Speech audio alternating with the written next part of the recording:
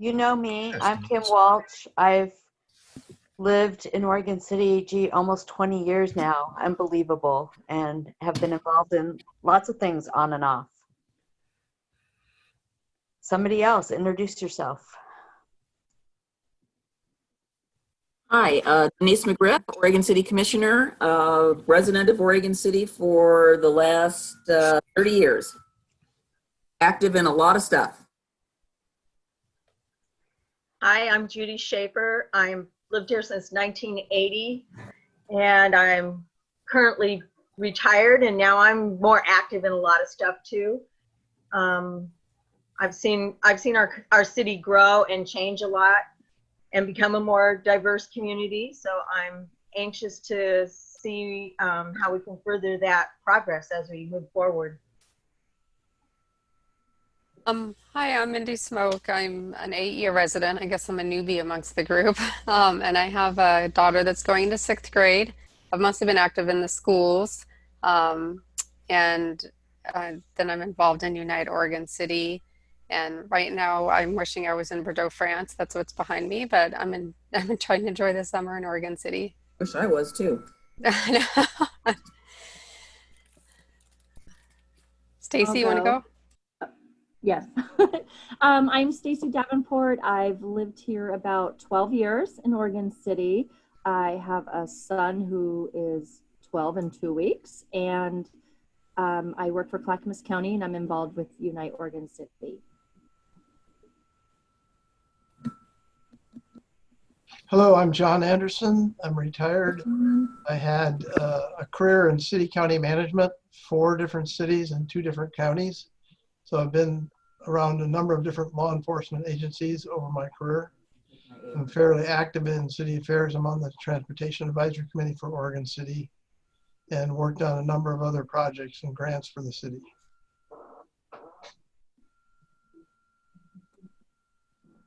Hello, my name's Heidi Blackwell. This is my husband, Tori.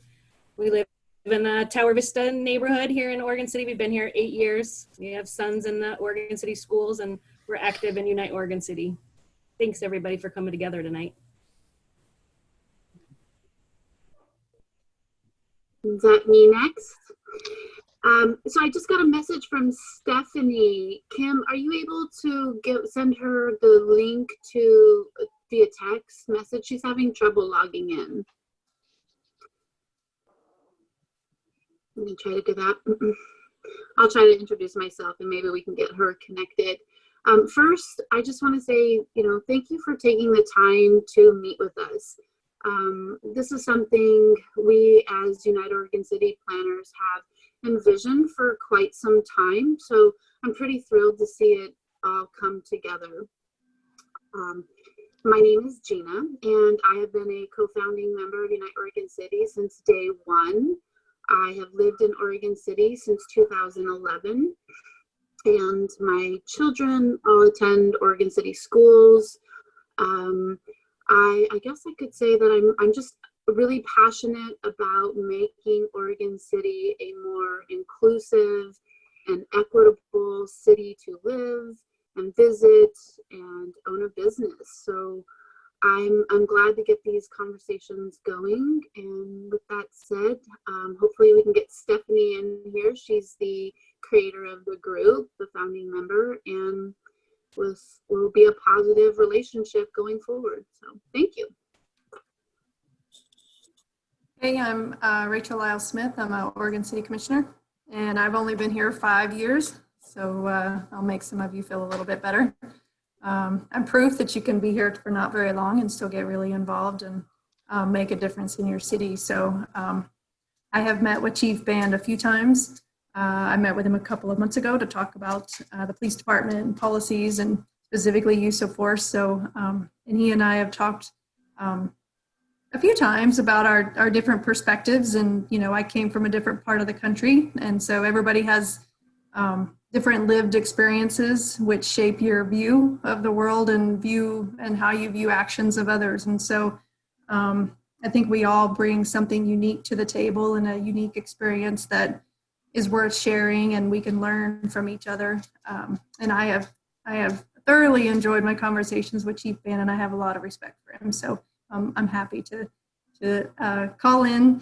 This meeting will be much better than my other meeting that I'm missing, and I will jump over to that meeting as well as soon as this is done. But it's good to see you, Jim.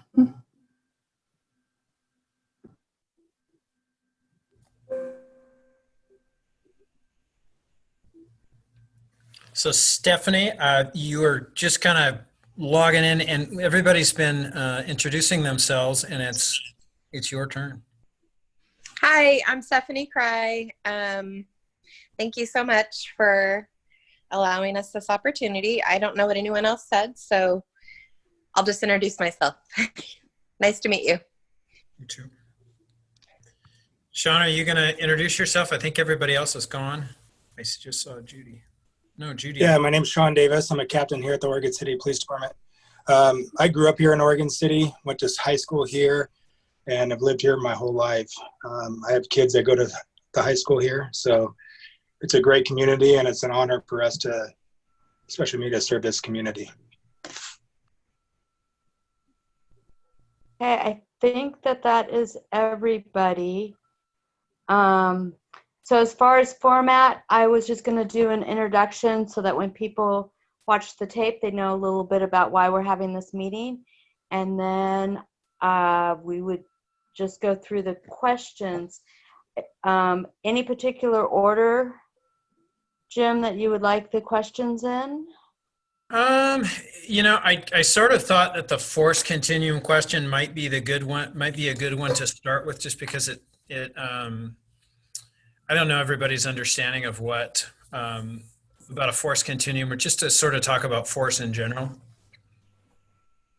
Okay, you want to start with that one? Sure. Okay, so let me do my little introduction first, and then we'll go.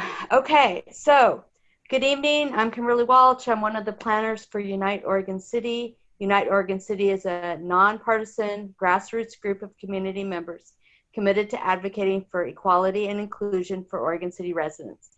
We acknowledge our city's racist history and are working to promote an inclusive present and future so that Black, Indigenous, and people of color feel welcome, supported, and seen here.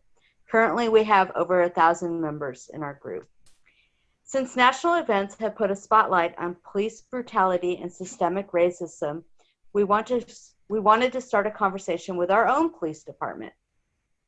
We want to have an ongoing relationship with our police department to help improve services and protection for all. Our intent is not to create conflict, but rather we would like to know more about how our department works, as well as how we can support open and honest communication with Unite Oregon City community members. We want to celebrate the good things that OCPD is doing, but also look for ways to break down the systemic racism that exists in all of our institutions. Thank you, Chief Band, for agreeing to meet with us to start these important conversations and educate us on your department and policies. So with that, we will start with we have 8 prepared questions, and we'll start with number 4. How do officers report? Oh, you wanted to start with the Number 3. Number 3, okay. I kind of wanted to, if you give me a second, I want to introduce myself a little bit too, and I want to. That sounds great. A little caveat of my own. My name is Jim Band. I've worked at this department. I was hired here as an officer in 1999. I had worked for almost 2 years down in Marion County at a little town, Mount Angel Police Department. I'd been a reserve in Beaverton. I've worked about every position you can work at this department. Detective sergeant, lieutenant, and I've been the chief here since, it's almost 7 years. I guess it was in, September. If there's 9 million ways that I can say the wrong thing in the conversation that we're about to have. And if you ask a police chief right now, if a recorded conversation about race and use of force issues was on the top of their list of things they would like to do, and it's because of what I just said. These are very interesting times, and I think that there's a lot of emotions from a lot of people. And what I'm kind of looking forward to is sort of how do we move forward. One of the things I've seen Oregon City, the demographic of Oregon City has changed a lot. Just who moves to Oregon City these days. And it used to just be kind of people from this area. And people from all parts of the country are moving here. People from Portland are moving here. And so our community is really changing. And I think that it is always going to be a challenge for us in city government to sort of meet that challenge where we're supposed to. So without further ado, and my intent is to be a little more conversational than technical in answering some of these questions. And so what a force continuum sort of means to us in policing is this idea, and we've kind of, the idea behind a force continuum remains, but we don't really teach force in the same way that we used to when we did a force continuum, but the principle is the same. And the way I'd illustrate that is if you think a force continuum would almost like a scale of 1 to 10, and you, as you're teaching somebody to be a police officer, you start this continuum and you're saying, look, when you show up in uniform, that is different than just Joe Citizen showing up in uniform. It intimidates people. There's a different conversation had with somebody in uniform. So just by your mere presence, you've sort of upped the anxiety level of some people. And then when you start getting into police applying force, you go into things like handcuffing, or if somebody goes to pull away from you and you grab their arm and you kind of pull it back so they can go into handcuffs. And then as you start walking up what would be a continuum, you've got things like pepper spray, you've got tasers, you've heard of tasers.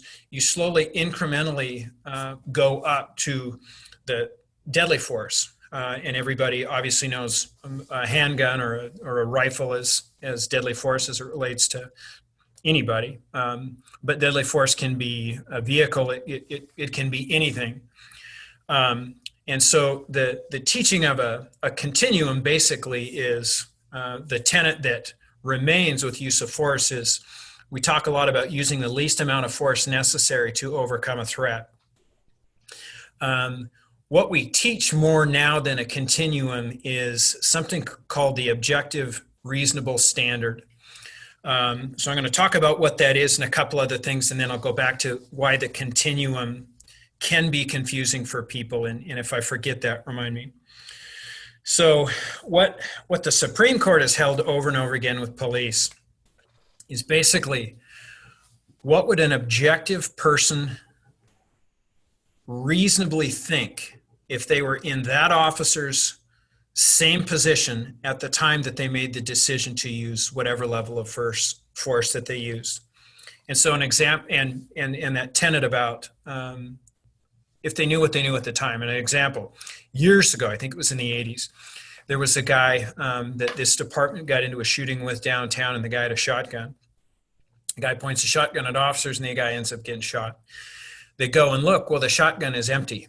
So you could say, hey, why did you shoot a guy? He had an unarmed, he was armed with a weapon, but it wasn't loaded. Well, the officer at that time did not know it was loaded. And in any objective, it's fairly objective to think that somebody pointing a shotgun at you, you're in fear for your life. So that would be something that is fairly easy to justify in terms of use of force. Some of the things that we think about, and I'm not going to go into these, but just if you wanted to do some homework and look up some things and you were interested, you can look up Graham versus Connor and Tennessee versus Garner.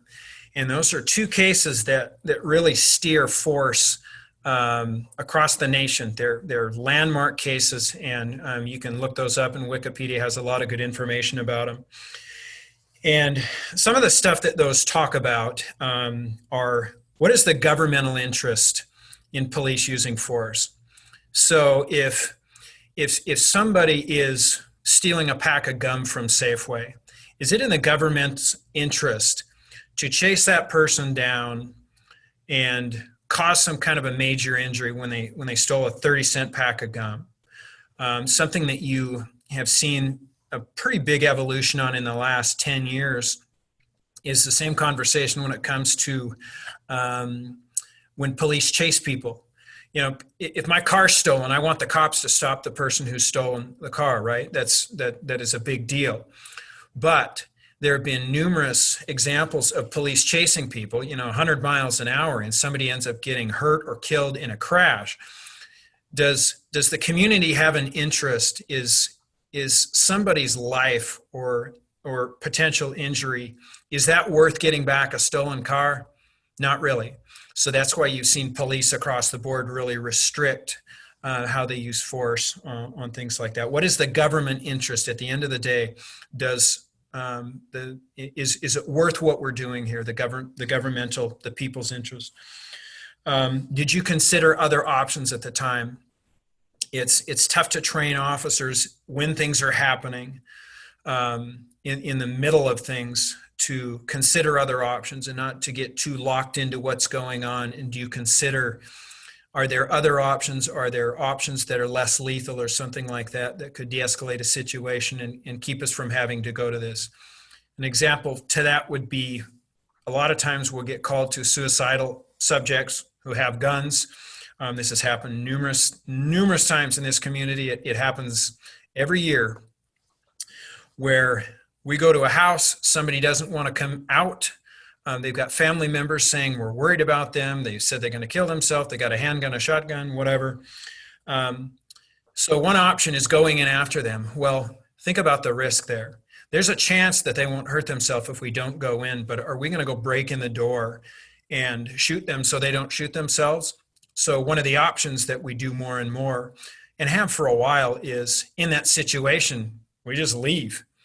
And, we've had examples where we left and people do end up hurting themselves if we're unable to get a hold of them. But what are our options here overall? Is the best option for us to do something, or is it for us to just leave?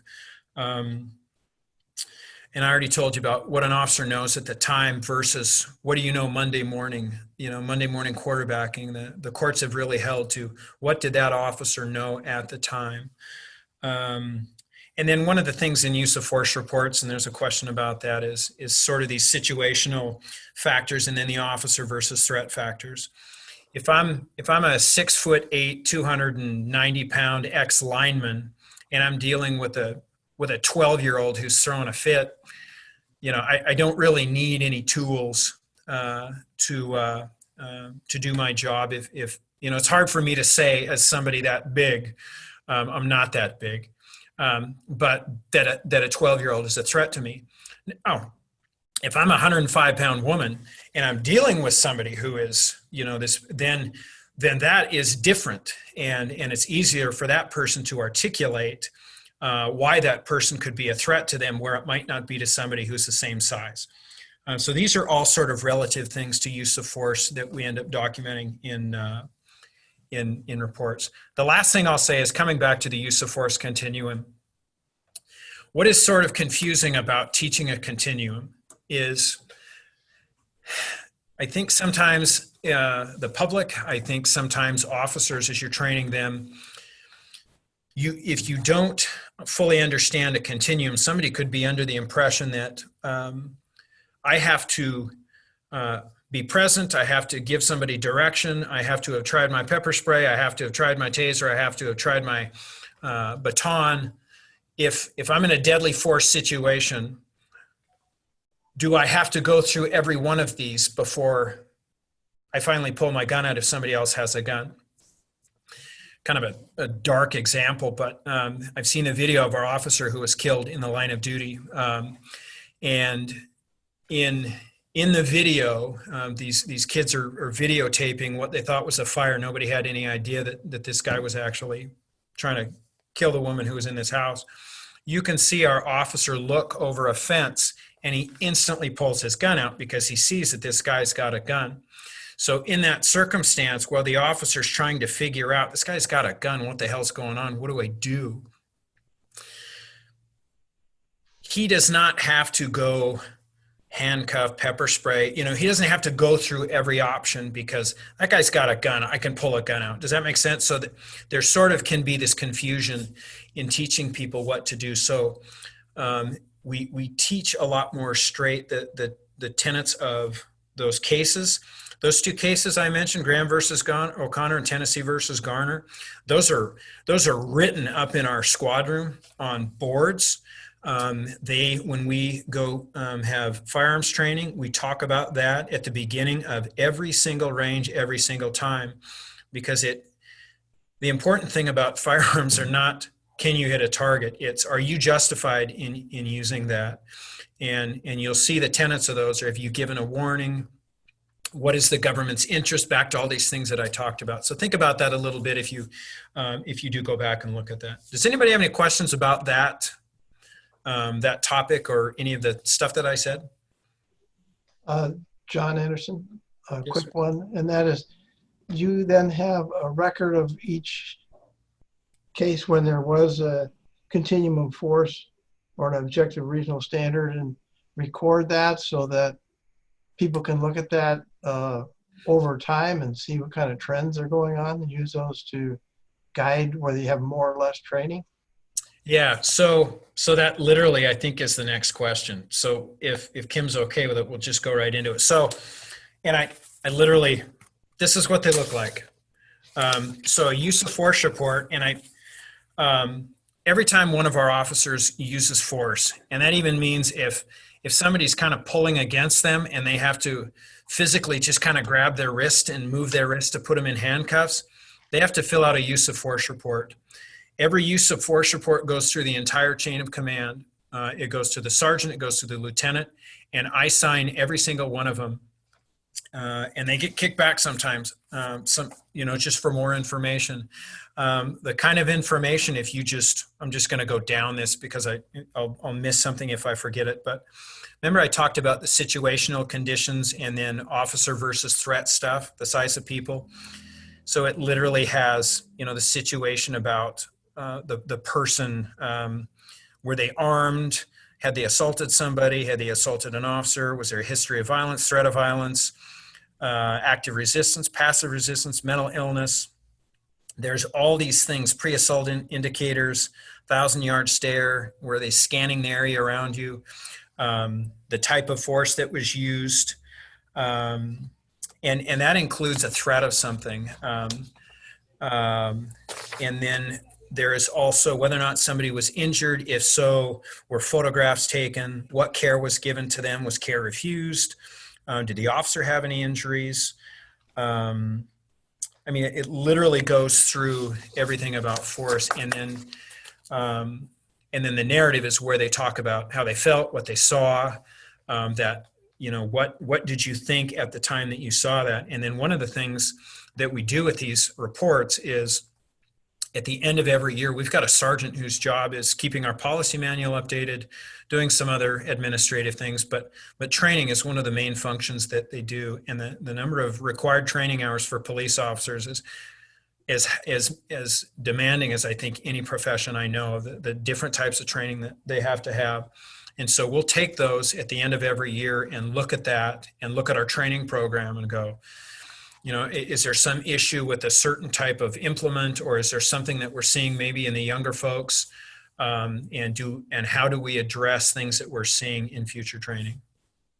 Did that answer your question? Yes, thank you. And so the other part of the question that I received is, so that's a use of force report. And is that available to the public? And yes, those are all public record. And later on, there's a question about stop data, and I've got a short PowerPoint that I'm going to just show you some of the profiling data that we collect, and then I'm going to show you some numbers on use of force.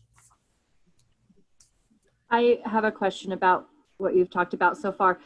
And this may be down the road. I don't have the questions memorized, so if it is, you can answer it later. But when you talked about, if someone had a gun, they were suicidal and whatnot, and that you said that more and more often you may just leave, because it's not a win-win, they're going to get shot maybe either way.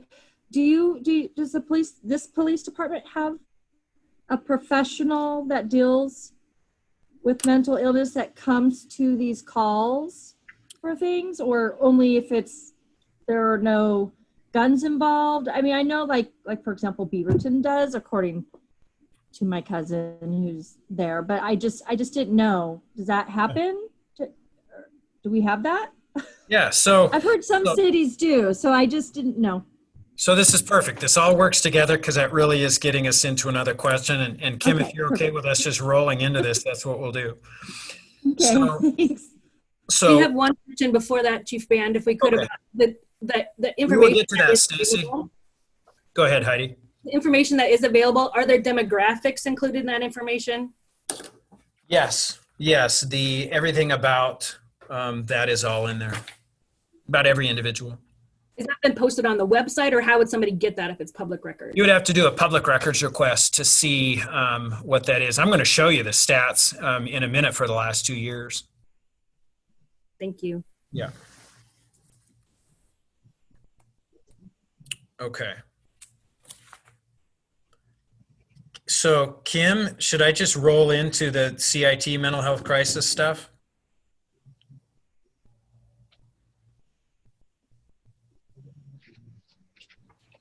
I think Kim, that's you're You're gonna muted, Kim. Yes, yes, I was muted. Yes. okay. Whichever question you want to, just go for it. Okay, well, it came up. So a couple things on this question that you had, Stacy.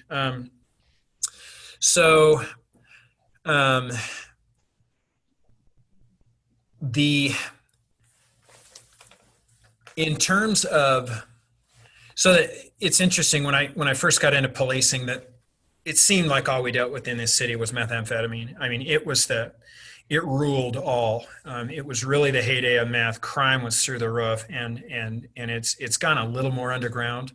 I think the methamphetamine they're using is a little bit different. Still a huge problem. But if you're an officer today, especially in our city, and somebody were to ask you what I was asked as a rookie about, what do you deal with the most? I'd have said methamphetamine. They would tell you mental health issues, and not just homeless folks. A lot of, the homeless community in Oregon City has really been challenging for us, and we went through this sort of progression of, when you're hammer, everything looks like a nail. So, in policing, I think, at first people are thinking, well, we just need to arrest people and cite them and they'll get out of here. And well, pretty quick, we realized that just wasn't doing anything. And most of the stuff that needed to be done in the homeless community had nothing to do, it wasn't criminal behavior. There were people who needed help, and now mental health is just become one of the biggest things that we deal with.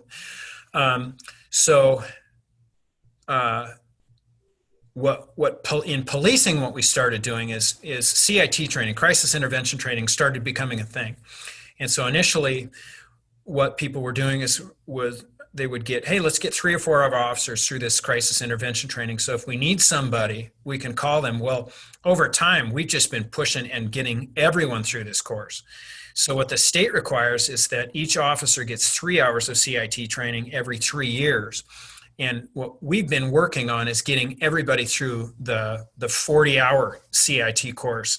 And so far, this is over time, because you can't send everybody to a 40-hour course. 2/3 of our department has been through the 40-hour course. And then we have 6 who've been to another 8-hour course. One's been to a 4-hour course. And we're getting Clackamas County, I think it's through their behavioral health. They host a class, a 40-hour CIT class every year. And so every year we get as many people through that as we can. And then statewide, we've really sort of adjusted the things that people are getting in the police academy. I think when I went, it was 8 or 10 weeks, and now it's at least 16, maybe it's 20. And so they're getting a lot of this sort of stuff. They're getting a lot of DEI stuff. We didn't get any of that when I went to the police academy. So they've really done well. They come out of the academy with a lot of this crisis intervention training. And cops are pretty doggone good. We all have stories of talking people off the bridge. You have no idea how many times we talk people off the bridge in the middle of the night. Talk to people for hours on the phone, getting them to come outside so that they don't hurt themselves. And we've had a lot of success with that, lots of success. And that happens way more than anybody thinks in this town.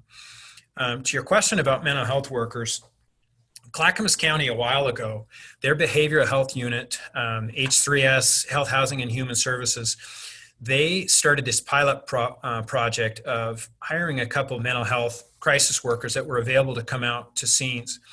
And we were all kind of wondering, how are our officers going to, how are they going to assimilate to this? How is this partnership going to work? I could not believe how well it worked. And they just welcomed these people with open arms. And so we would literally, when they were available, have people from BHU come out to scenes. Now, sometimes they weren't able to, but what they still provided were, if they had somebody who was sort of causing a lot of calls, that in the past, our only way out of dealing stuff was at some point, we had a woman I remember in town, she'd call 911 100 times a day, and eventually we had to arrest her. Well, you're criminalizing mental health. Well, what BHU has done was it was giving us options where we could start having somebody work on their cases. A little while ago, something happened with, there was some sort of internal sort of politics over at the county, and it has affected a little bit our access to these mental health workers. And so we started looking around to see if there were any grant opportunities. I'm not aware of any cities our size that have one of these people full-time. And our business manager, Kelly, found a grant, applied for it. It's a federal grant. We're waiting to hear in September whether or not we get it. It's very competitive. I don't think the odds are great. But as we were talking about this and talking about how it could work, we got so sold on doing it that we basically said, look, whether we get this grant or not, we need to do this. And so we had decided to give up an officer position. We're down 3 positions right now.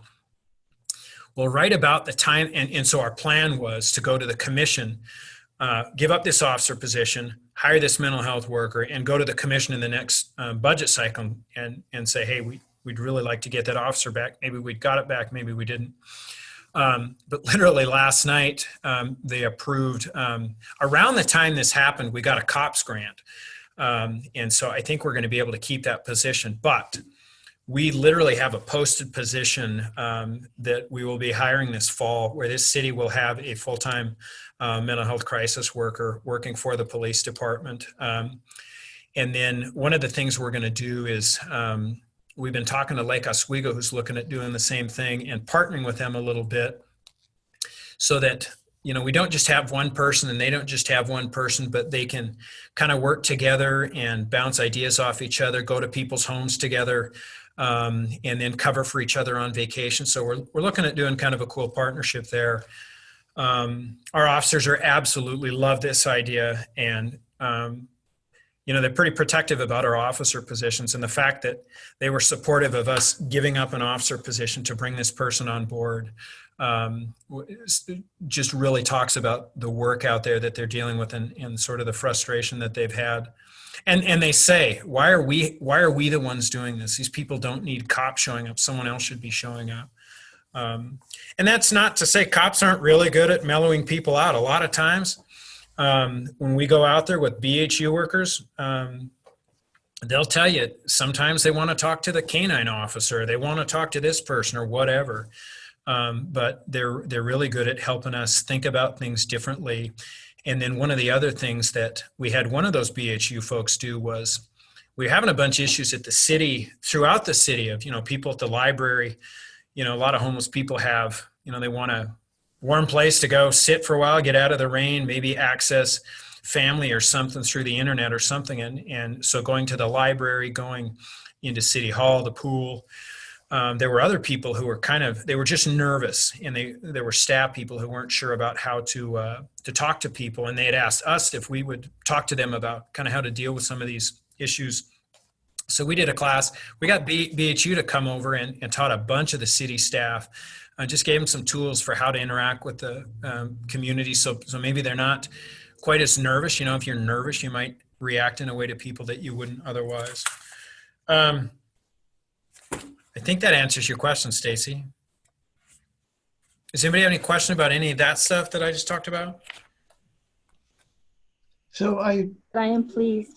you mentioned that the rank and file supported the removal of the one officer position and trading for a mental health position. Yeah. Ironically, that's one of the things that's getting lots of press nationally because they unfunding police departments with steps like that. So you're kind of ahead of the curve here, Chief. Yeah, I've broken clocks right twice a day. I mean, I think for us, it sort of was,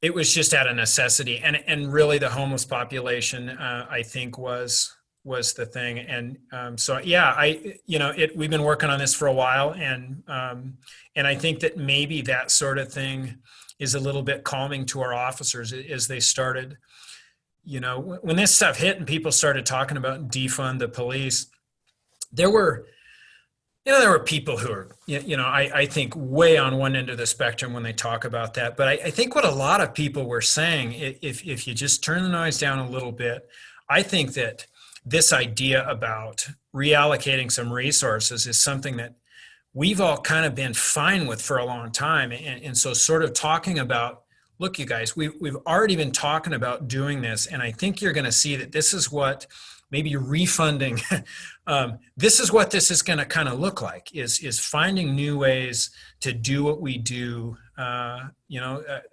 that's why I think this whole conversation that I mentioned about in the meth heyday, that was a certain way of policing, and, society changes and the public changes, and our job is to meet the community where they're at with what they expect, right? And so I think that's what we're trying to do, but thank you. This is Mindy. I was just going to say real quick, Millie, I didn't know about getting a full-time mental health crisis worker, and I'm very excited about that, and I'm really glad our city is leading the way in that.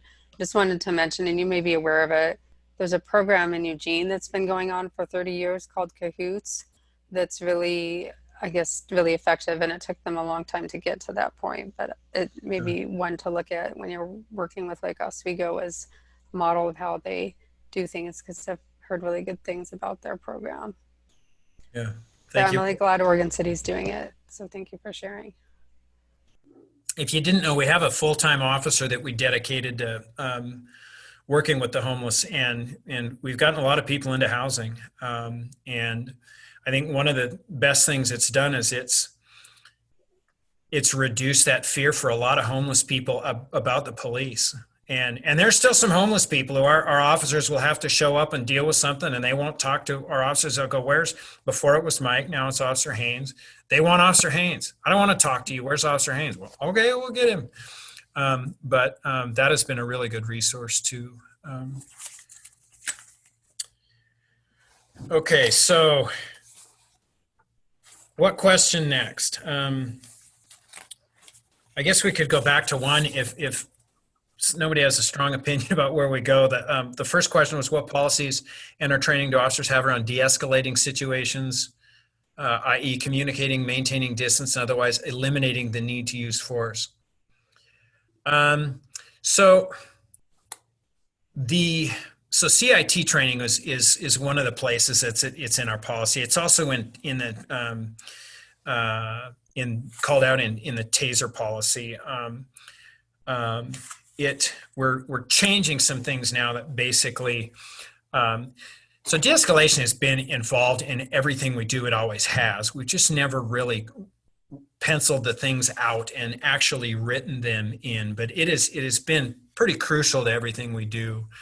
And it's a skill, the first few times I remember being a new cop, having people yell at me, 10 minutes ago when I wasn't a cop, if you yell at me, I'm going to yell back. You get in my face, and you have to teach people as cops that you don't just get back in someone's face. You don't yell back at them. You have to learn how to not take things personally. And that's very difficult to do. But over time, you start figuring that sort of stuff out. And the whole idea about de-escalating people is, I literally remembered one of the first traffic stops I did, this drunk guy's yelling at me and I'm yelling at him, so he'd yell louder. And pretty soon I realized I got nothing. What am I going to do?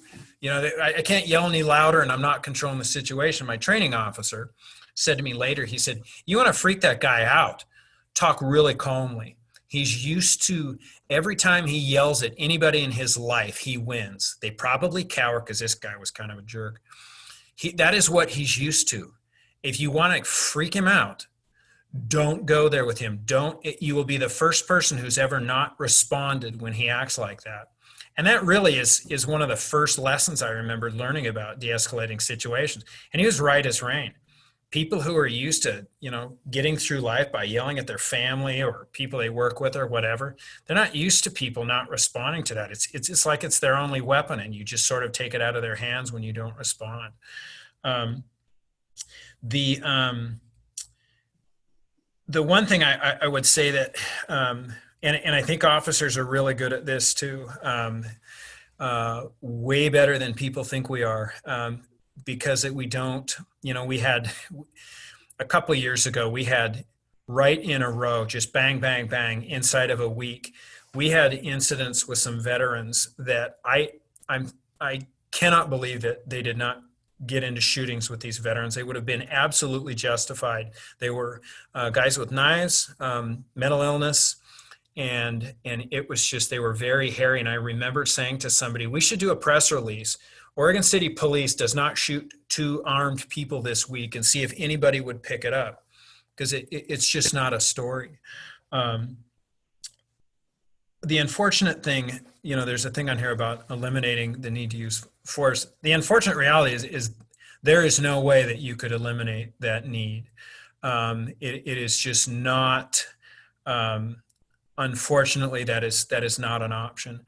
But while that is true, I think police have over time gotten a lot better at talking to people. I think one of the things, back in the 60s and 70s, I've heard stories about, people would say, hey, you look like you could take care of yourself. Why don't you apply to be a cop? Well, over time, what we started really realizing, I read a study about, they were talking about, who gets into policing. Well, forever, it's been young white men in their 20s, where really we realize that the best thing we need out of police officers are really good communicators. Who thinks a young man in his 20s is a really good communicator? And this study was talking about the best communicators tend to be women who are in their early 30s. And so, what are your hiring practices? What are you looking for? And it was just kind of sort of this evolution of policing over time. And I think that increasingly the challenge for us, one of the questions on here has been, what do we need to do better? And I think more and more, it is so hard to hire people of color. And I think it's going to get harder with all this stuff, and I think that is going to be one of the challenges for us is, people need to see in their police what they see in their communities. And that whole idea, that trust, when you talk about de-escalation, I think that the reputation of a police department in a city, it doesn't account for everything, but it sure as heck accounts for a lot. And some of these cities where things have just blown up, it isn't, this was a straw that broke a camel's back. It wasn't one incident that all of a sudden everybody hated the police in their community. So, does anybody have any questions about anything I just said? Question, if I might. Yeah. I almost lost it here to see. Oh, yes. One of the things that's been talked about statewide in new state legislation and national studies is the fact that the peer pressure in departments makes it difficult for a right-thinking officer to blow the whistle on one that's not in an incident. That's one question. The other question is, you have bargaining units that are able to get management within the department's decisions overturned, and how that's kind of led to a negative culture. So I have a really hard time not being really straight when I answer things. So I don't know any other way to say this, but on your second question, I think that there is some truth to that. And these two things might be a little bit related. I think there's a cultural thing in police departments. I don't think that you build a good police department by, nobody's going to hold each other accountable because because they believe that the chief is such a good person that, you know, at 2 a.m. when no one's around, I don't want to make the chief mad. So, you know, what I think management does is they create a culture where we don't do that here. So then it's not me or a captain necessarily holding somebody accountable. It's everybody around holding somebody accountable. Not that long ago, we got rid of somebody for this very issue, for not a specific incident. It was just that everybody who worked with somebody was livid because the work that they did not come up to the same place. And I think that's the hardest thing to get right in policing. But I think there are places where that is probably true, and peer support is certainly a thing. But I can give you examples of things that have happened around here that we find out about a lot of stuff. And maybe we're sort of blessed because we're not a department of 500 people. So I don't really know that culture. But I know that can exist in places. I've seen that exist in places. That the whole conversation going about things getting overturned, I think sometimes it gets put on, I think that's an easy way out. I think that, you know, the unions are, you know, this is a strong union state, and labor law, it does not make it easy to hold people accountable, but it is certainly not impossible. And one of the things that I think some people in leadership at police departments do is they've got supervisors who never hold anybody accountable. Yeah. And so somebody finally does something that everybody finds out about, and then the union goes to an arbitration, and they show this history that nobody has ever said anything bad about this police officer. No sergeant said anything. No lieutenant made sure the sergeant said anything. And you're not going to, you haven't gone through progressive discipline. You have no track record. You've never documented anything, and you did a horrible investigation. And it gets turned over because of that. And then you've got people who will say, well, those doggone unions. Well, was it the union?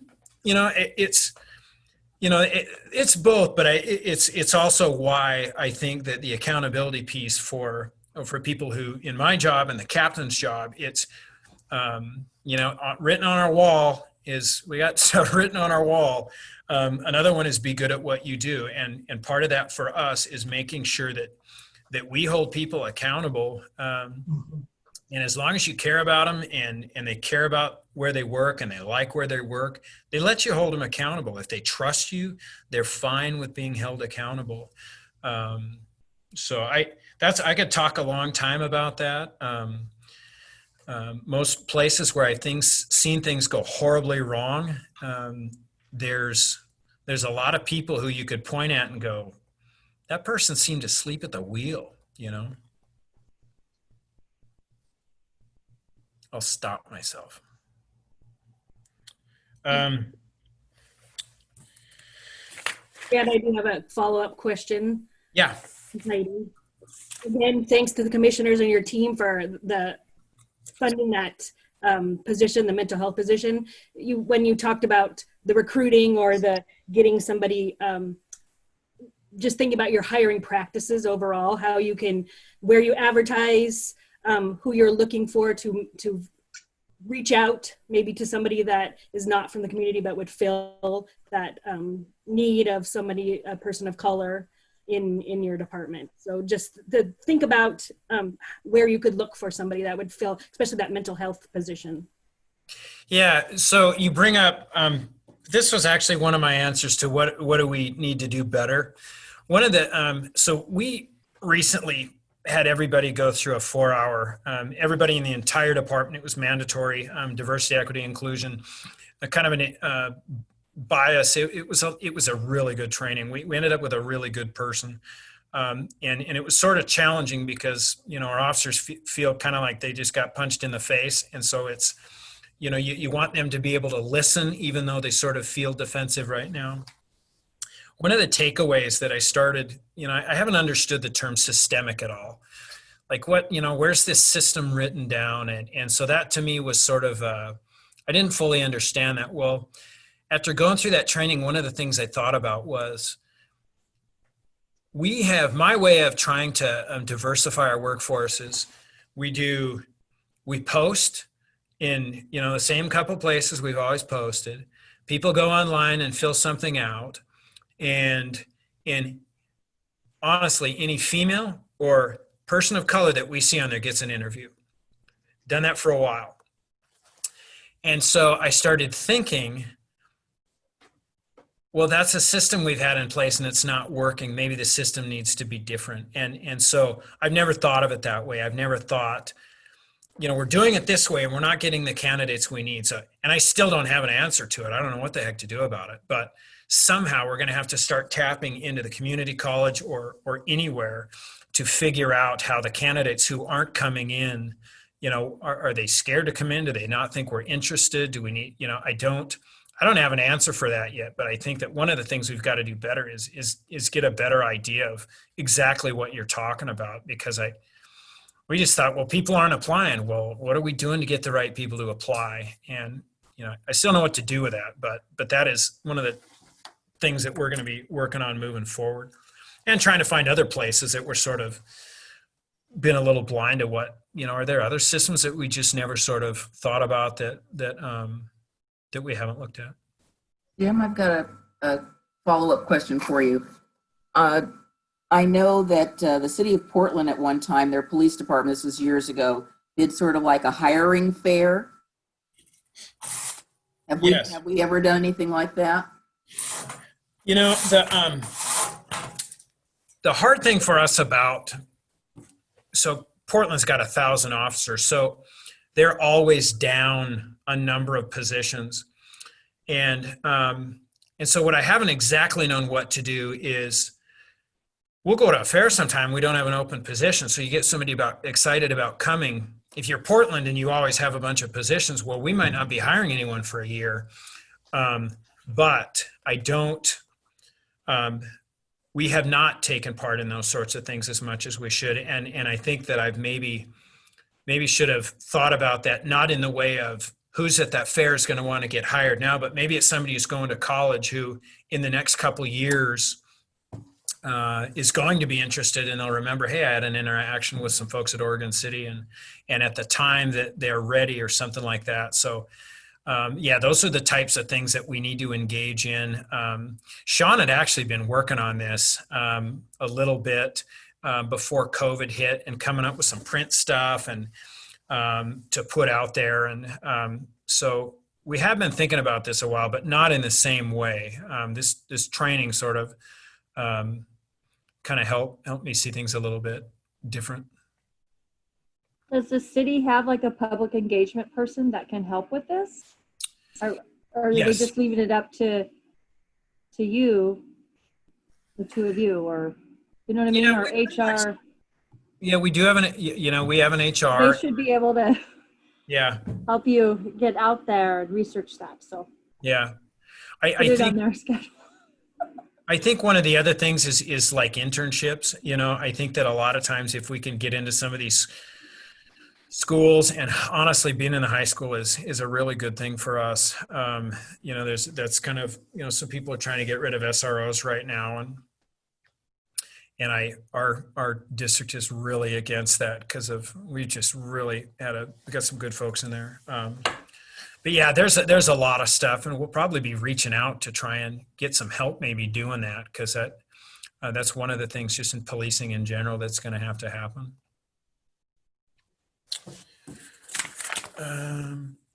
Data. Okay. Oh, body and dash cameras. I think we were one of the first around that had body cameras. We have them in every traffic car we have.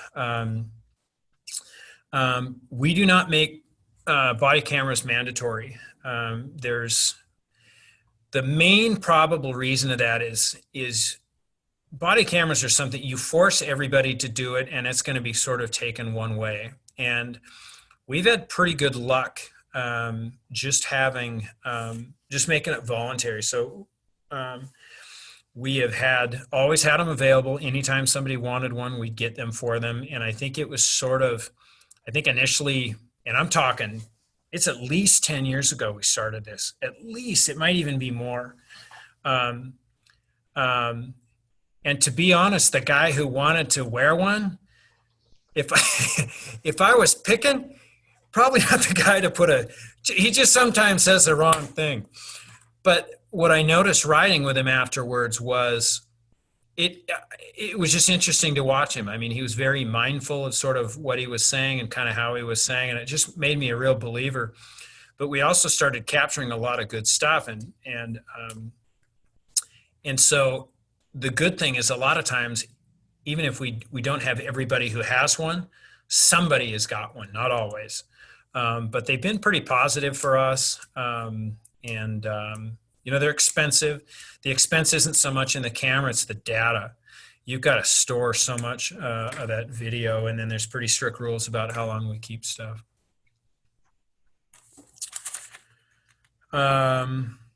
So data, so stop data. I'm gonna see if I can share my screen and show you you guys ready for this? Okay. All right, can you guys see a PowerPoint? Stacy? Yes. Okay. We are, all right. So I'm going to talk about, so there's the question, I can't see you guys' faces now. The question on do we keep stop data? So we call it STOP, Statistical Transparency of Policing. So this came up in 2017. There was a House Bill 2355, and it required that all law enforcement agencies start collecting some specific data, and you can see what it is there. Now, this is all self-initiated stops, and so the difference is we're not collecting. So the question is, you know, do you as an agency or do police in general, are they targeting a specific race or type of person?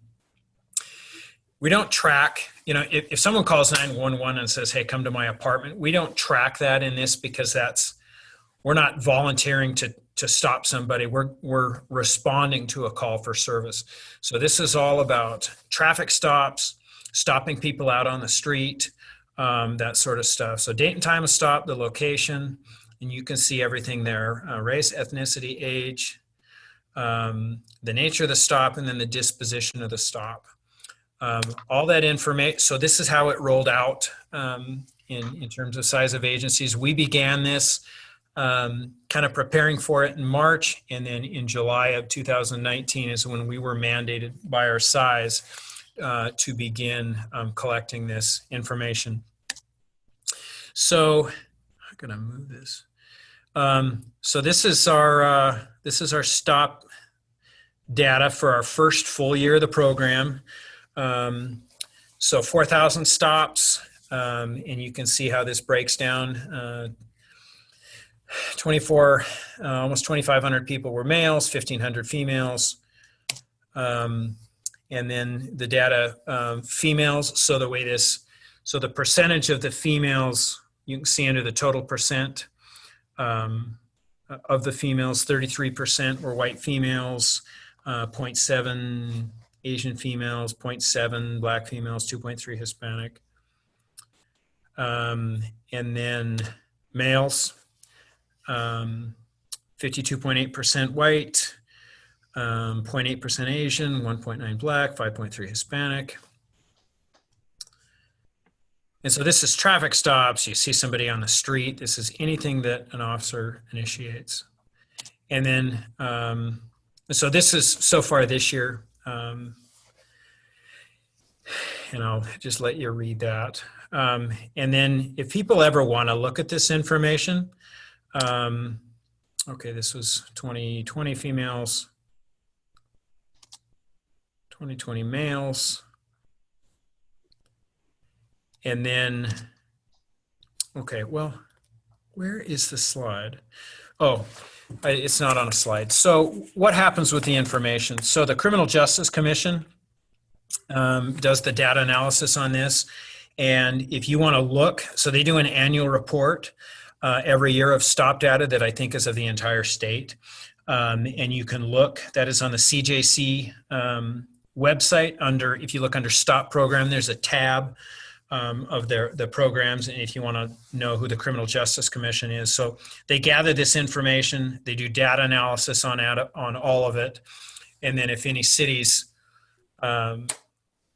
out of bounds or it looks like there's a problem somewhere, they reach out to the city, and I think there's some notification to DPSST, and they figure out what's going on or the changes that need to be made and that sort of stuff. So we talked about use of force. And so this is 2018 arrests. So we're switching from stops to these are actual arrests. And arrest isn't just somebody committed a crime, but if there's a statute that if somebody is a danger to themselves or other people, then we can do a mental hold and take them to a hospital for evaluation, and then hospitals can hold on to them. And a lot that is basically, even if there's a mental health worker not there, we call mental health and kind of work with them to figure out the right hospital to take them to. And then there's civil detox, which is nobody's committed a crime, but they're very intoxicated, or and this place actually closed down. Hooper Detox has shut down, and we no longer have a detox facility. So 2018, this department had about 1,500 custodies. There's 61 were black, 1,273 of them were white. Of those 1,500 uses, total custodies, you can see how many times that we used force there. 89% were white, 5.4% were black. So this year, I kind of want you to know what use of force is when you see, and so I literally grabbed, just the 3 black folks, and so what is the use of force? When we used force 3 times in 2018 against black people, what was it? One case was a suicidal female. She had cut her wrist the night before and I think been treated for it. And then she was suicidal again this next night. Combative and resisting, taken to the ground, stunned with a taser, and then placed on a mental health hold and taken to the hospital. This is the stuff that we don't like. We don't like arresting people who are, putting people in handcuffs and having to tase people but when somebody's suicidal and they're combative, there's just unfortunately nothing we can do. When it's stunned with a taser, what that means is the way a taser works, it's got 2 probes that literally shoot out of the taser. And I've been tased, it hurts like wildfire for about 5 seconds, and then the pain is gone. But the 2 probes go in you, and then there's, I think it's 50,000 volts or something, but no current between those probes, and it just hurts. If you take the cartridge that sends the 2 darts out, there is just a little contact, and so that little shock will go across your skin. It sometimes will leave a teeny mark, but it's a little bit of pain, and so sometimes we can take the thing off, and if somebody's still fighting, you can just give them apply that taser for a second, and they will stop. It hurts, so it was called pain compliance. It doesn't injure them at all, but it does hurt, and they'll stop doing it and be like, okay, here's, go ahead and put me in cuffs and take me. And so then a full report is done on that. Even though it was not what we would call a full deployment of a taser, it was still using it in the stun mode to get compliance from this woman. Chief? Yes, sir. Your officers are assigned to the various neighborhood groups in the city, and they often make a appearance once, twice a year and give a bunch of statistics. They're not in any context in terms of seeing trends. If they saw this information, I think it would go a long way in educating the citizenry on what kind of records you do have. Yeah. And you could sort through this and pick the stuff that you think would be the most useful, and then just kind of end with it and say, if you want to see the whole kit and caboodle, you can go down and ask for a records check, and they would know what it is, how to do it. I think that would give them a better understanding and give them an invitation. Hey, if you want more, check in and get a records request and take a look at it. And I think your point is a really good one. It's part of there's another, the things that I think we need to do better. I'm going to come back to this later and talk more about kind of what you're hitting on there. So another female arrested a probation office for felony elude reckless driving. So she was at her probation office. They found out she was there. They went down because they needed to arrest her. She didn't start, she wasn't combative until she was in handcuffs. And then what she did, she started kind of going a little, she got a little out of control. She complied after a struggle. And then, so in this time, they did not use the taser, but they threatened to use the taser. If you don't stop, we're going to tase you. And so that works a lot of times. If someone's ever been tased before, or people who've ever, people who like to run from the police in cars, if they've ever been bit by one of our dogs, they never want to be bit a second time. So they'll hear a bark and they'll stop.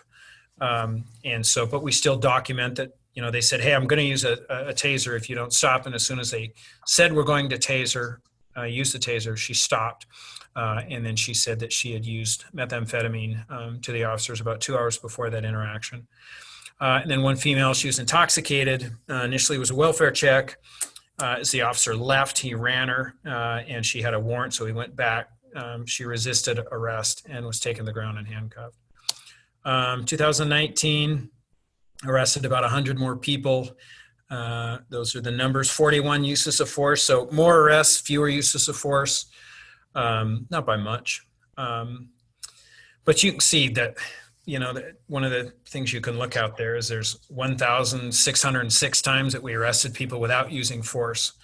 And the force, that's why I put it in here, is because if we go hands-on with somebody that's using force, these were the 3 times that we used force here.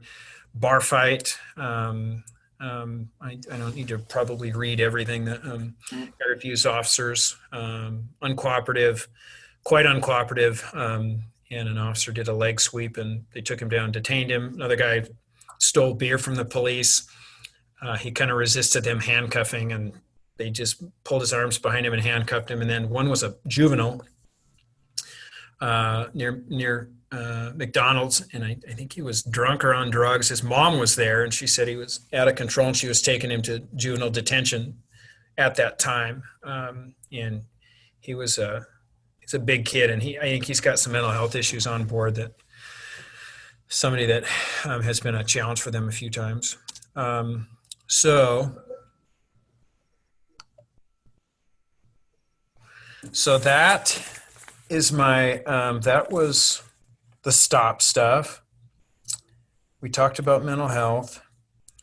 So it looks like the one question left, and then whatever. And can I ask a clarifying question? Yeah. Is that okay? I just because I was confused. So the Criminal Justice Commission, where you're saying all this information gets put in to this organization and whatnot, do you put that on your website saying where you can find this? No. Or are people just they just have to know about it? Like, I would never have known about that.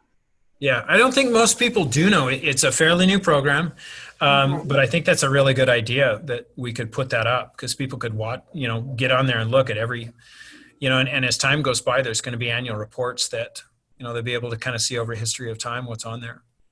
Okay. And then one more clarifying question, sorry.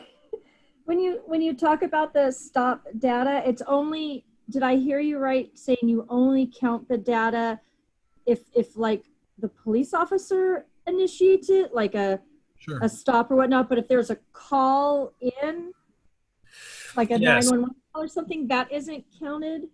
So the distinction would be, the reason is it's profiling, right? Is the thing is, do the police profile people, which means do they stop people? You stop me because I'm Hispanic. You stop me because I'm Black. Is that going on? Is there a disproportionate number of stops? If our officers respond to 911 calls, they're not. So the one is a self-initiated action that the officer's taking. They're seeing a violation, or they're seeing somebody and they're taking upon themselves to stop and do self-initiated activity there, a traffic stop or a subject stop. a 911 call is not, they don't have a choice. They have to go. Right. So it's not really the same in terms of proving or disproving whether or not somebody. Right. But you do some type of data with even 911 calls, like every 911 call or- that we go to is memorialized. There's a Okay. record of every call. You know, a lot of calls we go to, we don't even write reports on, you know, a noise complaint or something like that. Right. And one more clarifying, and I'll be done. Shoot, I lost it. Okay, the criminal justice that I lost it. I'll come back. You come back to it, just let us know. Jim, can we circle back around to the neighborhood liaison officers? Yep. I want to ask this question of everybody that's on. So, and I'm not trying to offend or probe, but how many of you regularly attend your neighborhood meetings? And the reason I'm asking is that our neighborhood liaison comes to every single one of our meetings, generally stays through the entire meeting. I'm in the McLaughlin neighborhood, generally stays through the entire meeting, and basically problem solves with us on issues that we have. We, you know, as many of you know, we've had our crime stats have gone up for a couple of reasons. And we've talked about ways to combat, the crime, basic stuff like making sure people lock their car doors. I mean, I know that sounds simple, but people don't, and that's how their cars get broken into. We've talked about our neighbors. We have a neighborhood watch in different parts of the neighborhood. So our neighborhood liaison has been very good about talking to us about the stats, talking to us about what they mean, how we can assist them in doing these things. So I think it's a matter of, everybody is different, but I really support that program. It started when I was president of the McLaughlin neighborhood, and we have worked very closely with, we've had Officer John Behan, and now we have Sergeant Justin Young, and they have both been fabulous. And they know our neighborhood. They know people in our neighborhood, and they come out to things that we have. And I think it's been the community policing aspect of that has been fantastic. You know, the inception of that program, it's kind of interesting. It came out of McLaughlin. There was, what happened in that case was the neighborhood was getting a hold of me and us, and they were upset about something that had happened. Our folks had gone in there and arrested somebody. And they arrested a guy who had punched a guy. And, our guys go out there. Clearly, this guy's been punched. And the guy who punched him said, yeah, I punched him. And so we arrested him, and, the police have done their job. Well, what the neighborhood was mad about was, here's the rest of the story. The guy who got arrested was a black gentleman. And what had taken place for a long period of time before that guy got arrested was the guy he punched was squatting in this older guy's house, and he was selling drugs out of the guy's house. And this guy was a jerk to everybody in the neighborhood. Well, over a long period of time, the guy who punched him, he kept saying a bunch of racial things at this guy over a long period of time, and the entire neighborhood heard about it over and over and over again. And well, one day this guy has had enough. This guy does it, and the guy drills him and hits him like anyone would. It's not legal, but I understand. What we started thinking was, how do we find out about the smoke as opposed to find out about the fire? Because what happened that day, the problem in that neighborhood was not that somebody got pushed to the brink and finally punched a guy. The problem was that forever there was this problem going on and we had no way of knowing about this. And there would be an occasional, I called in about that guy in the afternoon, or this person called on day shift. And what we were finding is there were smaller things that would happen in neighborhoods that we wouldn't really know, because every time somebody called, they were calling a different officer at a different time. And so we have pretty active neighborhoods in this town, more active than most cities.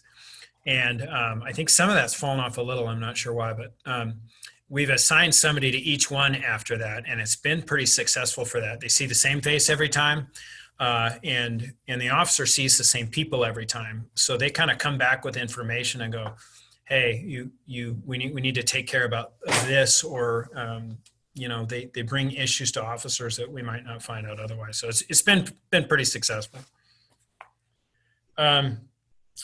So the last question, and then I'll open it up, is what's that? I did have one question related to the slideshow. Yes, sir. So I just was interested in whether or not we had gotten any, like, if you've gotten any red flags from the stop reports. And the reason I ask is because, like, Oregon City is roughly like a little over 1% Black. And from the data you showed, it was like a 3% of those stops were Black. So it seems like it would be like a disproportionate amount, but it's also small numbers. And I don't know if there's, like when you showed the force usage, like the same person got counted multiple times. So I don't know if some of that like explains when you have small numbers, and if people get double or triple counted, then that would, make it look like it's something different than what it is. But if that would be enough to trigger a red flag. So that's why I'm kind of interested in how the red flag part works for that program. Yeah, and so there's two things. There's what does the Criminal Justice Commission do, and then what do we do? And there is kind of the question, when is something statistically significant? In terms of, like you said, they're pretty low numbers, and then what do you do about that? I think that I don't really have a good answer for you. I don't see anything on there that makes me go, oh my gosh, this is, you know what I mean? And that's sort of why I put up the information on the use of force stuff is, are these incidents that I was surprised to see that the one year it was 3 females, and people don't, you kind of see the story behind the story. So I think it's something that we will always watch. I know there've been 2 so far this year. And the same thing with the stops. I think it's pretty good data. It shows, and I think maybe a better way to think about it is that's the first year and a half that you just saw. I'm kind of interested to see over a couple years us starting to see sort of what is natural. If we get a year and all of a sudden that 3% is now 6%, like what the heck happened here? This is, so I think it's something we're just going to keep watching and be aware of. And I think the community will be watching and be aware of it. Is that sort of answer? Oh, sorry. I'm sorry. So this data has only been going on for a couple of years. Like you've never done any data like this before. Did I hear that right earlier? That was my question. Yeah. So when this happened, the way that we collect the data is we had to create a mask basically in the computers. There's an IT aspect to it that, and we've just never done it. OSP's done it for a long time. When this came up, they'd been doing it for years. Now it's literally, we had it written into our software in our computers that is a mask that comes up, and it kind of makes it as quick for the officers as possible, and then accurately captures it right away. It gets updated right away into the system. Thank you. And Commissioner, thank you for bringing that up about the neighborhood meetings. I just learned recently that police officers show up to those. Maybe we can share that in our Unite OC group. But I'm in Gaffney Lane, and I always get my little postcard, but I've never been. So I'll try to attend them. So thank you for sharing that. Just had a quick follow-up question, Chief. So could someone walk into the police department and ask for a copy either to view there or to make a copy of the use of force policies? Are they, you said they get updated each year and integrated in your policy manual? Is there an actual physical policy manual you can take a look at? A policy. So our policy manual is a virtual thing. It's we can certainly print a copy and have it available if people wanted to come and look. I could see about actually putting it online. So we use a vendor called Lexipol, and they have sort of a boilerplate policy, but then we have we customize things that work for us. Not all of it is, but I I mean, think having that online would be great. I think people are really wanting information right now. And the more you can put on the website and be really transparent, the better trust and relationship. yeah. The one thing I'll say to you is, and this is just my own, with everything going on, the funny thing is you take every police department that's been, I guarantee you that whatever department that is in Minneapolis, you take cities and counties around here who've gotten, a bad rap on some stuff. You line all of our policy manuals up, they're going to look a lot alike. And I think a lot of things that people are doing,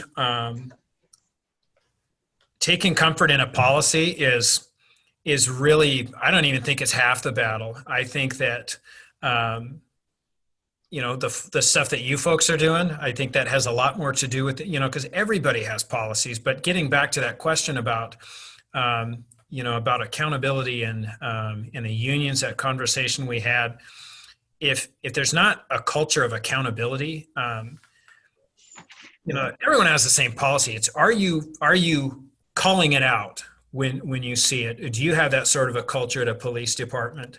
And there are cities that, you've seen, I'm not going to name any, but where you've got management not doing their jobs, chiefs not doing their jobs, city managers not doing their jobs, and commissions paying no attention to any of the stuff that's going on. And all of a sudden the city's in the news.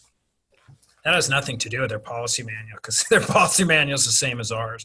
So, this engagement with the community, I think, is really good.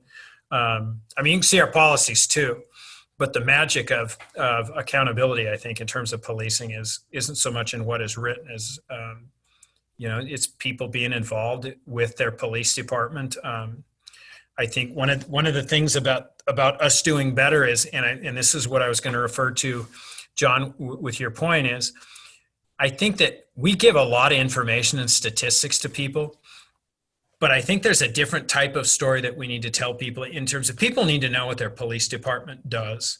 They need to know how many domestic violence cases we go to every year, because if people knew some of that stuff, the real stuff that happens in their city around them every single day, if people knew how many drug dealers they drive by every single day, then the conversation would be much cleaner in terms of there's the reallocation of policing, but then I think there would also be this sort of an understanding and appreciation of just in terms of people understanding what officers do every day. Because one of the biggest challenges for us is I've already had, since this stuff happened, I've had what I would say is one of our best 5 officers has resigned to leave law enforcement. And he asked to meet me. I met him in a parking lot. And I usually, when someone's calling me for that, that's not something bad's happened. And tears in his eyes, loves the profession, and his family just cannot take, his wife getting into disagreements with people she went to college with on Facebook. And it just is too much. And we can't lose good people right now. Policing's better than it's ever been. We hire more people with bachelor's degrees than has ever been before. And the West Coast, Washington, Oregon, and California, the policing pays better here, and you kind of get what you pay for. And it's and that's the thing that we really can't lose. I think the accountability and meeting the community is important, but we can't. We got to bring these. I'm out in 3 years, and I'm worried about the profession, and I'm worried about these young folks who we're bringing in now, and we have to keep bringing in good people. I love my profession. I love our position in the community and the victims we help, but we can't forget about the cops right now in this conversation. They're all people too. So this last question, what do we do good? What do we do bad? What we do well, that accountability piece, that's the piece that I say it a lot, and I truly believe in it. I feel like it's my responsibility to hold a really good standard. I'm offended by cops who do crappy work. I'm proud of being a cop, and people who do crappy work, you know, anybody in a uniform reflects on all of us. I say that to every officer we hire. You're walking in the door, I'm handing you a uniform, and you're instantly going to speak for me. And I've worked here 21 years. And now that you're speaking for me, you better speak very carefully. You know, we all, you know, look what that guy did in Minneapolis. You know, I'm answering for what a guy did in uniform right now, states away from us. And it offends me about, you know, people seeing a police officer in uniform do that to that guy. It just makes me sick. And that fuels me in terms of accountability. And I'm not alone. We have an entire department who's good about that. And you really have a good department here, and I just a really good team. Hiring and retention, we're very tough on hiring. We're tough in training. We're known for having a tough FTEP program, and it's just come from years of hiring people that I had sort of a question about, and I can take a chance on them, and then later on, that little thing in the back of your neck. Any time we've ever ignored that, it just backfires. So we just don't ignore it anymore. The other couple of sort of things. I think we're fairly innovative. When I got hired here, I hated the fact that we did everything last. There was nothing going fast in Oregon City in terms of, you know, no new thought. Just my impression. We seem to really be kind of 10 years behind everybody else. And I think that one of the fun things about this town is it's really kind of been evolving and changing. And that whole thing is the perception of Oregon City has changed. And I think the police department has with it. We talked about the homeless liaison officer. I don't know another city our size. I'm not sure Portland even has a full-time officer dedicated to homelessness. They have some other folks dealing with it. But I think that, and that's one of the things you mentioned, the commission, they didn't even balk last night when we talked about this program. They didn't balk when we talked about this liaison program. And I think that the people who end up in our city government have always valued livability and, you know, things like that homeless officer in this mental health position. We like doing things that make sense. We're pretty big on wellness. This is the last thing I'll say that we really push for. And if you've worked at a police department where someone got killed in the line of duty, it's different. And anybody who has worked here at the time that Rob got killed, it's different for our families. It's not an idea I can get killed. It's I've seen a guy in my uniform dead. And it just was something that I kind of had to figure out early as a chief when this happened. And we've really put a lot on keeping our officers well. We've got incentives for them staying fit. Cardiovascular disease is a big killer of cops.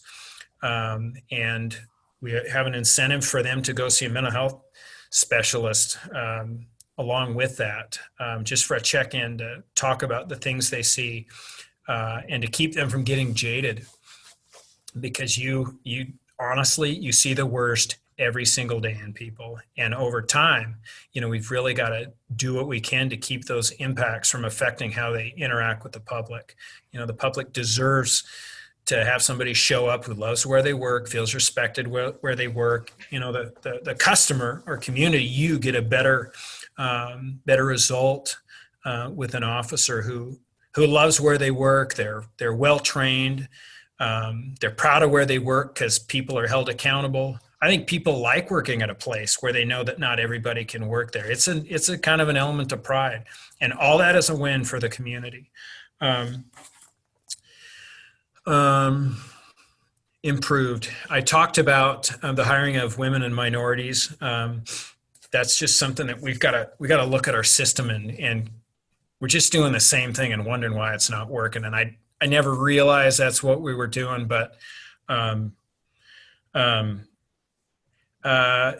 also talked about the demographic of Oregon City, and I think that as I've really been kind of trying to put together what all of the things that have been going on since George Floyd mean is, what does it mean to figure out what your demographic or your community is, and how do you welcome people or get them comfortable with the community before they move here, as opposed to, you know, people move here, they have a bad experience, and we're going to learn from it and do better next time. How do you get in front of that and have people comfortable coming here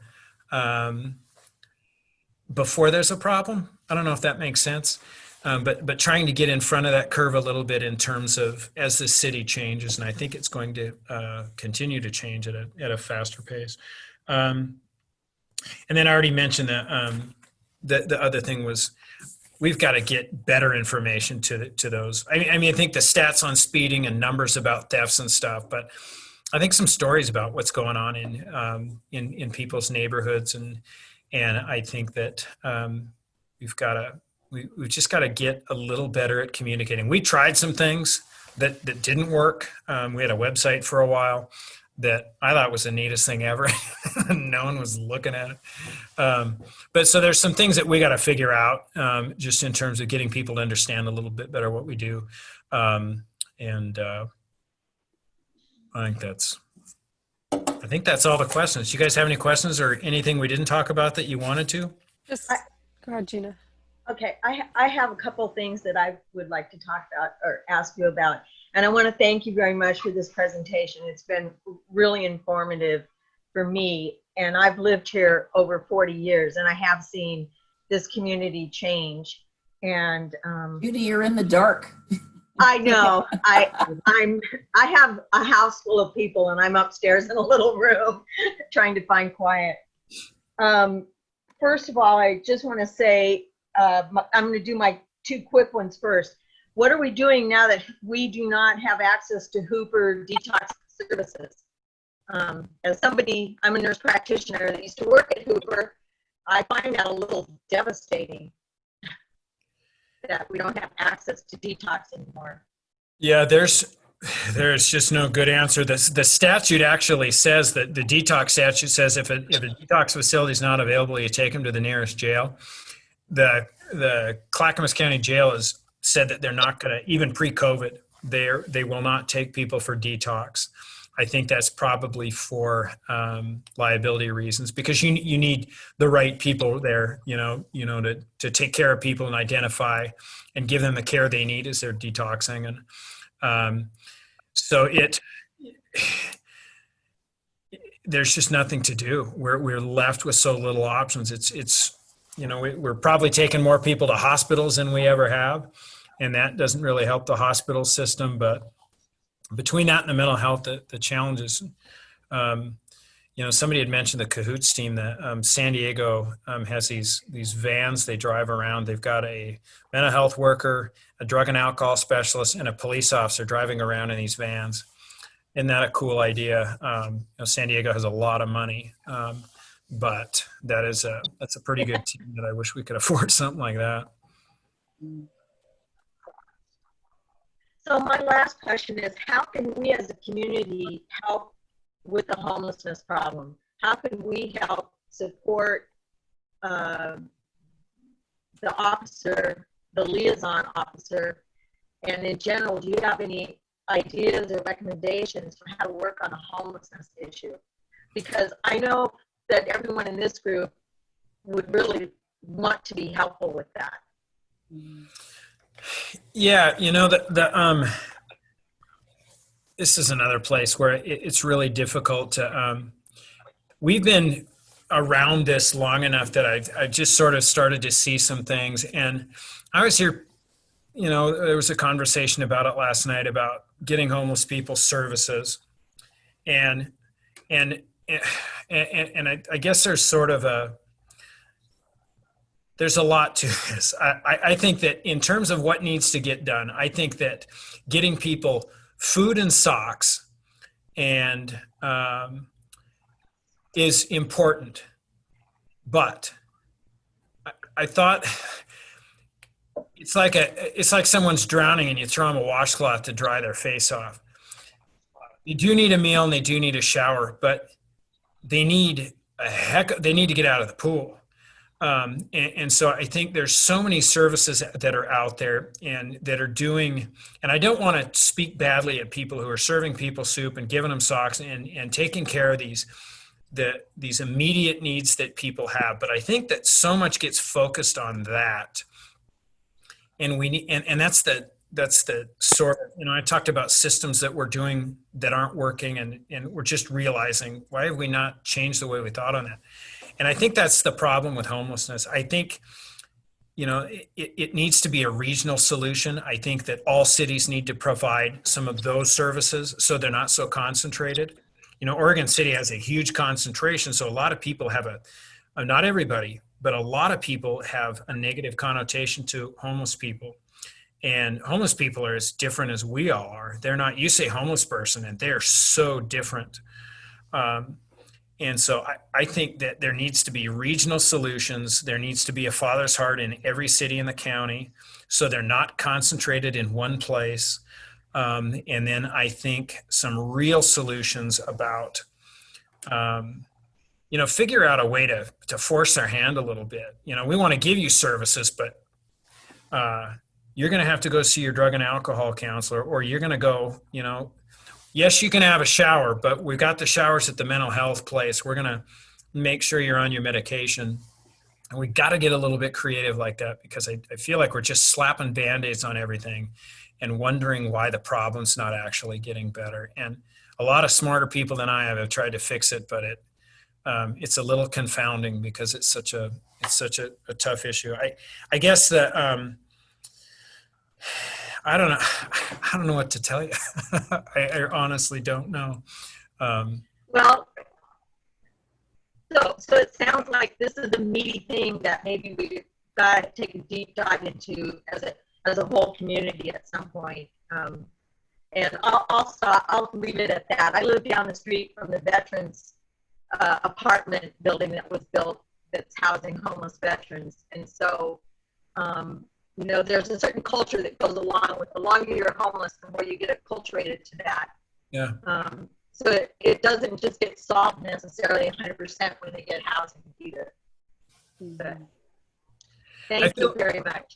You betcha. You know, one of the things that I'm not sure that the Homeless Solutions Coalition of Clackamas County, I think some people think that's a county organization, and I don't know what all, I don't know how, if that's a positive, you know what I mean? Because I think it's sort of, I don't know. I think this has to be a countywide effort. And I think cities, you know, if you're like Oswego or West Lynn right now, and we have a significant problem and we say, hey, we need some sharing of the load, do you think they're throwing their hands up in the air to help out? You know, and I think I'm not saying there's not good people who wouldn't want to help. I'm not saying that, but the problem sort of exists in the cities where it is, and everybody else, you know, what incentive do they have to kind of dig in and say, well, let's open something here because some of those folks are going to end up there. And I think you just said, not my backyard, Heidi. You're muted, but I know what I think I can read your lips. I have a couple questions. Well, just to kind of go off onto that a little bit, I think, you know, our Unite Oregon City is, a lot of our member request is around this homelessness. So I think revisiting this conversation and really trying to find some solutions is something we're very much passionate about. So I just would hope to kind of continue this conversation. But I do have a question just regarding your diversity. You mentioned kind of the criteria that every female and every person of color gets an interview. Could you share with us how many females you do have on the department, or what does your diversity department look like? Yeah, we are mostly white men. We have 2 women. One is an officer, one is our detective sergeant. And there's no real person of color that works at this department. We have in the past, but not. I've tried. We- Isn't he in, recently I isn't he just- in reserve? What's that? Isn't he on the reserves? Well, oh, so that, yeah, we did have a black for years, the major. He was one of our reserve officers for years, and great guy. And we got rid of our reserve program basically in the last few years as anymore, it's so hard to find good candidates that if you could qualify to be a reserve officer, a volunteer, you got a job somewhere.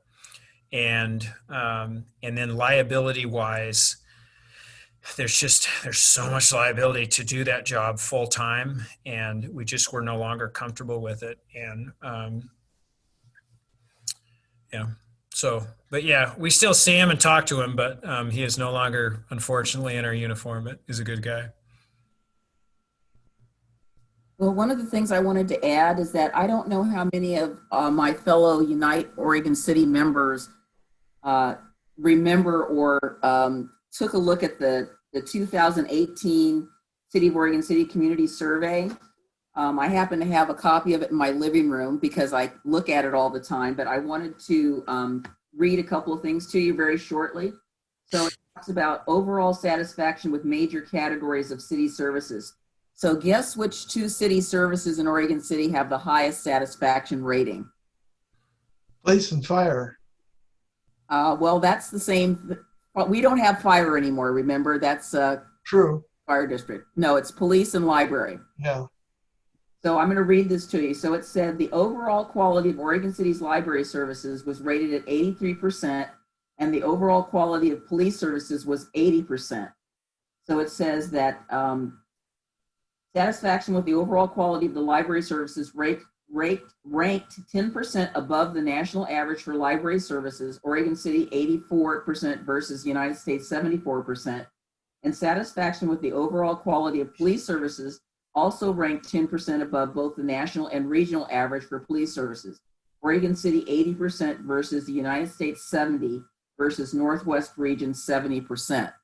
So, you know, we're doing pretty darn well. And I guess if anybody's going to allow, I'm going to toot the horn for the police department and our library services.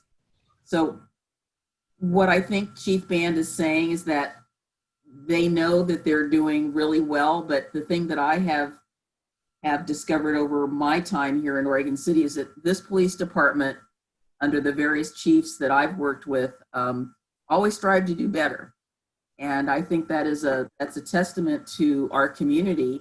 And I don't see our police department shirking from any responsibility that they have. And as a matter of fact, I think they, you know, go a little above and beyond. And you know, he's not paying me to say this. And this is just me being sincere about. I would have if I'd have known you were going to do it. I'd have paid you.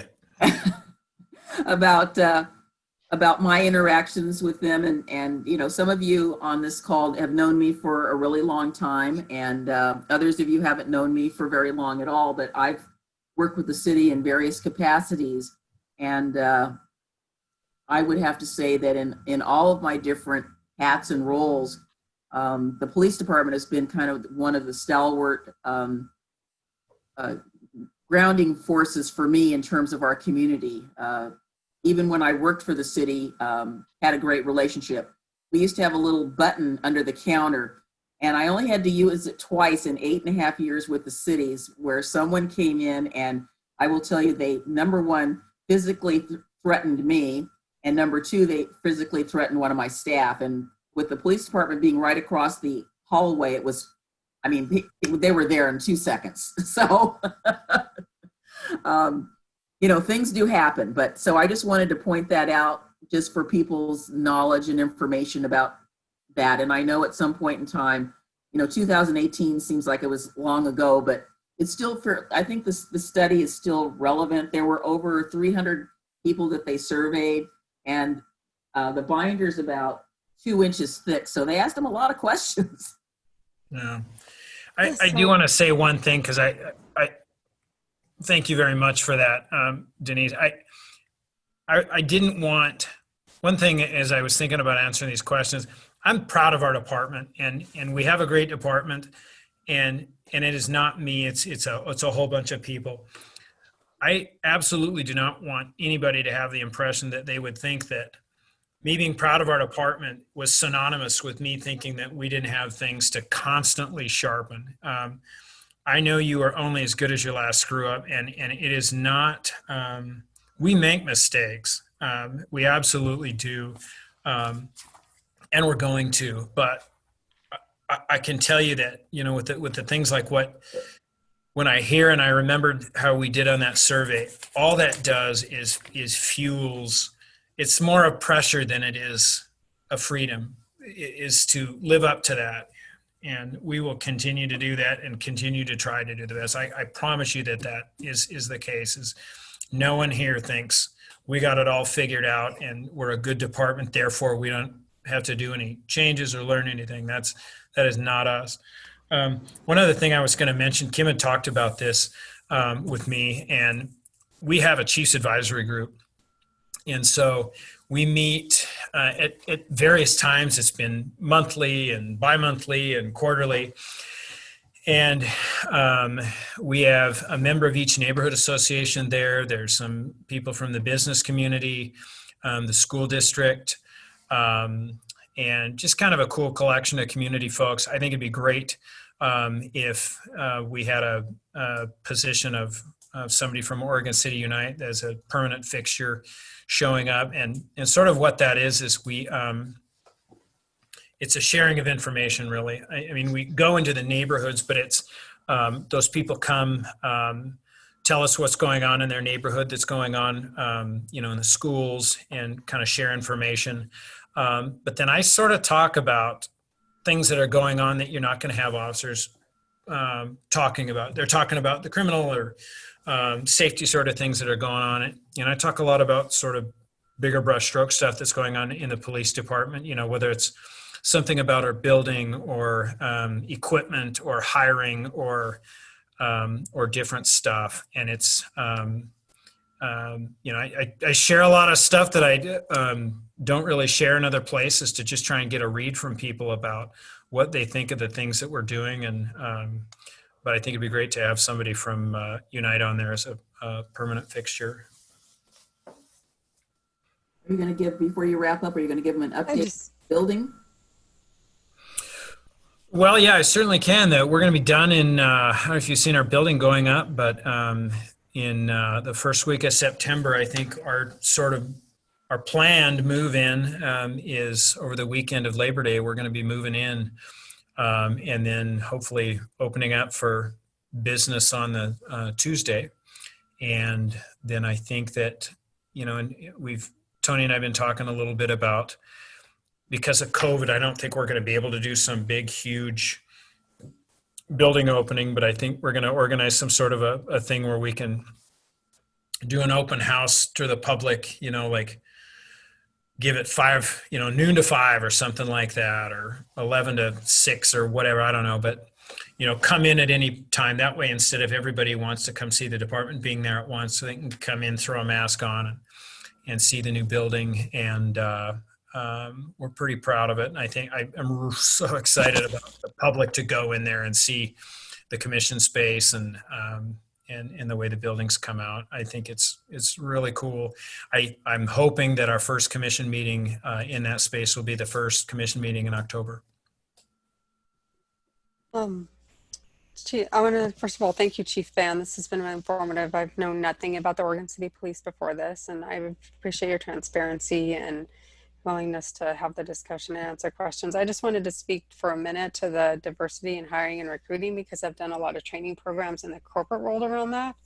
And a big part of it is understanding what motivates the target group that you're looking for, and then where they show up to look for that. So I'll give an example. When we were looking for somebody, this was years ago, we were getting a lot of young people that really wanted like challenging assignments and challenging work and to advance their skills quickly.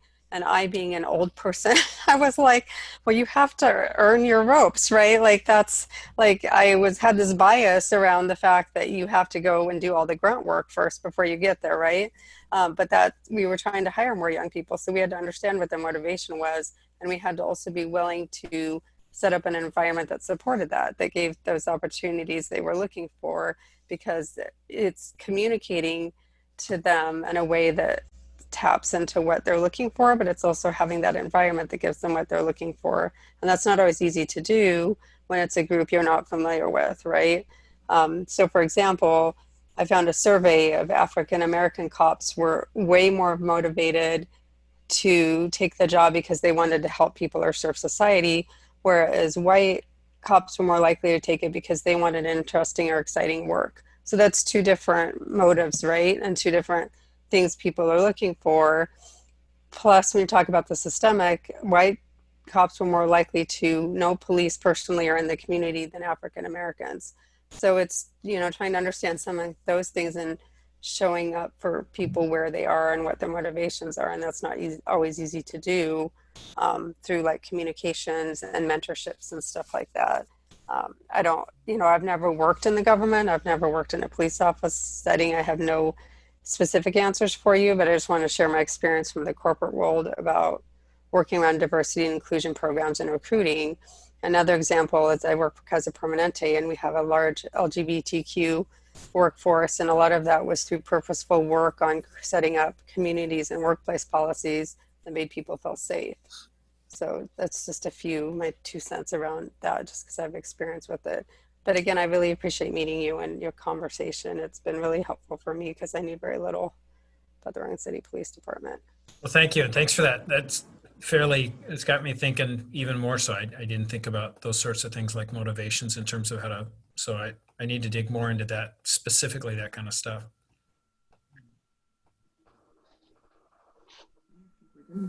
Chief Ban, I also want to thank you for tons and tons of good information and lots of things that I definitely was not aware of as a Oregon City resident who, probably should be more aware of all these things.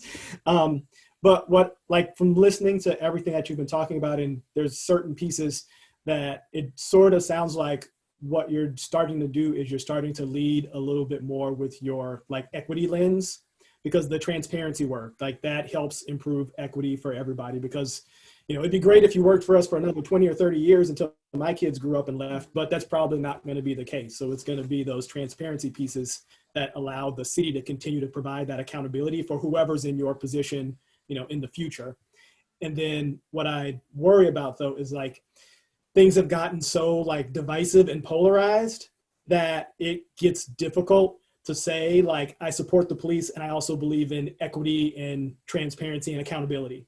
You immediately get shut down the moment you say, hey, I believe in equity, and they don't even want to hear that you also, feel like we have a good police force. So hearing some of that equity stuff come from the police force, I think would kind of start to head some of that off, so that people that also support the police can also see that this is something that the police also supports, right? So then it helps those two groups work together. We would love to be able to work together with groups that are in support of providing better services, supporting the police. But when we say, hey, we'd like to help you do that work, we get shut down and cut out. So. Yeah. Yeah, I think there's so many things that, it's been kind of an interesting journey that in terms of re-looking at things and going from, even me being defensive at first to start of, I had an issue with the word privilege. I didn't like it. I didn't understand it. And I've had some good conversations. One with somebody who's on here. And I was watching a TV show on Netflix about these hospitals in New York, and they're following these hospital staff. And there was a Black doctor, and she is in a neonate or natal, or she delivers babies. And she was talking about how she became a doctor and her privilege because of how she grew up. And I thought, what? And so it sort of, for me, was sort of this thing okay, well, she's acknowledging that she grew up with this, maybe privilege isn't this, offensive sort of word of, she's acknowledging that she has it isn't, I don't know. It was just kind of eye-opening to me that she realized that she grew up in, with an affluence that a lot of people don't have. So there was a privilege that she had. So I think there's a lot of that going on for us right now. Unfortunately, the person that we hired, I really wanted that person to get through to our people and the most jaded people we've had forever. He really got through to them and really did some good training. And it isn't that we checked a box and we've done some training, but I think as we springboard and move forward, I think, some conversations like this, and I think you guys could be a really good resource for us about some stuff, thinking about, hiring and other ways that I think there's certain things that cops feel like they shouldn't have to say, but I think there's certain things our community needs to hear, whether we think we need to say, you know what I'm saying? I think cops sort of think, I'm not a racist. I don't have to say, why should I have to say I'm not well, you may not feel like you need to say it, but there's people who need to hear some things from us right now. And I think that's sort of the thing as it goes away from what you said about, you have to be on one side or the other. They're both going to have to be okay for us to get where we need to get.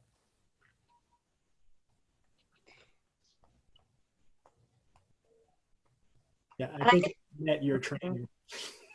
Did you have Bill De La Cruz? Yes. Yeah, yeah, he's really good trainer. Yeah, he was good, and yeah, he was good. Well, Kim? I was just going to say, our hope is that we continue to have lots of conversation, and we want to